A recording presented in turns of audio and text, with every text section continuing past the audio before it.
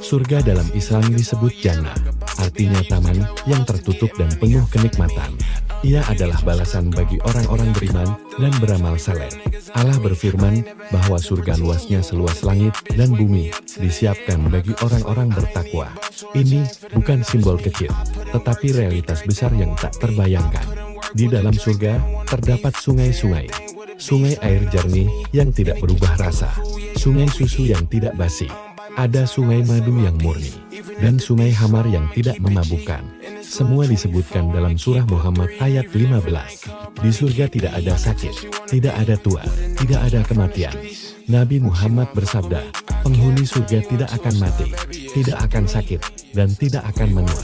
Usia mereka sekitar 33 tahun, dalam kondisi fisik paling sempurna, tanpa cacat dan tanpa kelemahan. Tinggi mereka seperti Nabi Adam, sekitar 60 hasta. Tubuh mereka bercahaya. Mereka tidak buang air, tidak berkeringat bau. Keringat mereka seperti aroma kasturi. Di surga, terdapat istana-istana, terbuat dari emas dan perak. Batu batanya dari permata, tanahnya dari kasturi, kerikilnya dari mutiara, atapnya dari cahaya. Ada pohon besar, naungannya, jika ditempuh dengan kuda cepat, butuh ratusan tahun untuk melintasinya. Buah-buahannya dekat, bisa dipetik tanpa berdiri. Rendah bagi yang duduk, tinggi bagi yang berdiri. Setiap kali mereka memakan buah, rasanya berbeda dari sebelumnya. Kenikmatan selalu diperbarui, tidak ada rasa bosan. Karena surga bukan dunia yang diulang, tapi kehidupan yang terus meningkat. Di sana ada pasangan-pasangan suci, yang disebut hurun in, bermata indah dan bersih. Namun wanita mukminah dunia, derajatnya lebih tinggi. Karena mereka beribadah dan diuji. Tidak ada cemburu, tidak ada iri hati. Allah mencabut segala dendam dari dada mereka. Penghuni surga duduk di atas dipan, berhadap-hadapan, berbincang penuh kebahagiaan. Mereka saling bertanya tentang masa lalu, tentang bagaimana dulu mereka takut kepada Allah, dan kini diselamatkan. Pelayan-pelayan muda berkeliling, membawakan minuman dalam gelas-gelas indah, tidak memabukkan dan tidak memusingkan. Tidak ada lelah, tidak ada kantuk, tidak ada pekerjaan berat, namun bukan berarti pasif.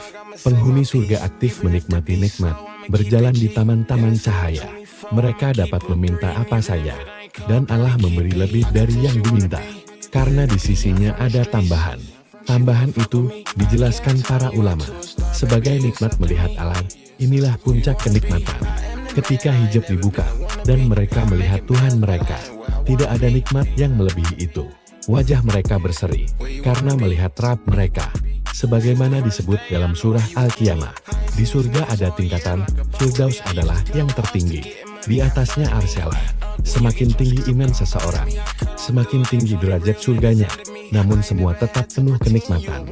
Ada orang yang masuk surga tanpa hisab, tanpa azab, karena tawakalnya sempurna. Ada yang masuk setelah dibersihkan, melalui ujian atau bahkan neraka sementara. Namun akhirnya menuju rahmat. Surga bukan hanya fisik, ia juga kenikmatan hati. Tidak ada rasa takut, tidak ada kesedihan, tidak ada trauma masa lalu. Semua dihapus. Wanita yang belum menikah akan diberi pasangan terbaik yang membuatnya bahagia. Wanita yang suaminya saleh akan bersama suaminya dalam keadaan yang disempurnakan. Anak-anak kecil yang wafat akan tumbuh sempurna bersama orang tua mereka. Orang tua yang beriman ditinggikan derajatnya agar bersama anak-anaknya. Setiap hari di surga ada peningkatan. Sebelum kita melangkah lebih jauh, penting untuk memahami inti dari kenikmatan surga.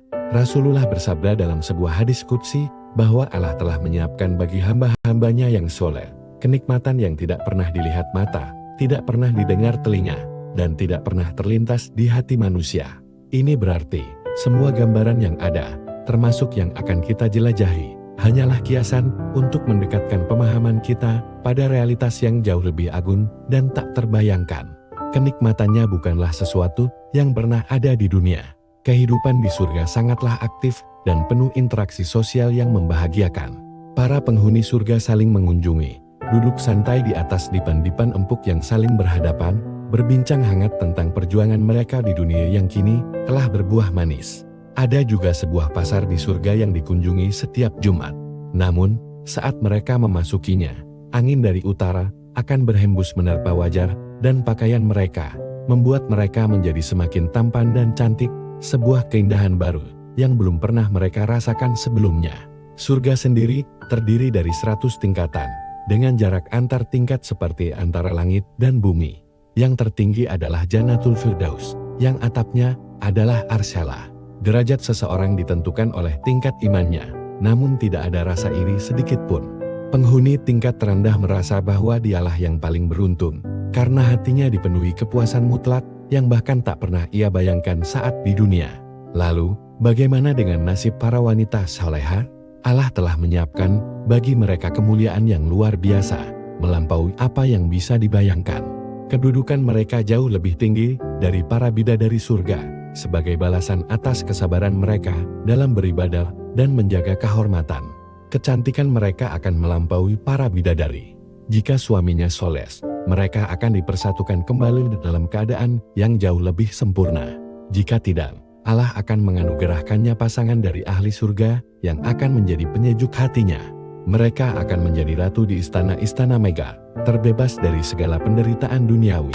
Semua ini adalah realisasi dari janji Allah, sebuah kenikmatan sejati yang keagungannya melampaui segala hayalan, puncak dari segala puncak kebahagiaan. Mari kita selami lebih dalam lautan kenikmatan yang menanti di surga. Salah satu kenikmatan paling nyata adalah hidangan surgawi. Makanan dan minuman tersedia tanpa henti dan tanpa perlu diusahakan. Buah-buahan dari pepohonan surga menggantung rendah, siap dipetik kapan saja. Setiap kali satu buah dimakan, ia akan tumbuh kembali dengan rasa yang baru dan lebih nikmat dari sebelumnya. Penghuni surga juga akan menikmati daging-daging burung terbaik. Apapun jenis daging yang mereka inginkan, seketika itu juga akan tersaji di hadapan mereka. Minuman mereka mengalir di sungai-sungai abadi, sungai air jernih, sungai susu murni, sungai madu jernih, dan sungai hamar lezat yang sama sekali tidak memabukkan. Pakaian dan perhiasan mereka pun mencerminkan kemuliaan abadi. Mereka mengenakan jubah dari sutra terbaik. Ada yang tipis dan ada yang tebal berkilauan, berwarna hijau zamrud. Lengan mereka dihiasi gelang-gelang dari emas dan mutiara. Mereka bertempat tinggal di istana-istana megah yang dindingnya terbuat dari batu bata emas dan perak, direkatkan dengan wewangian misk.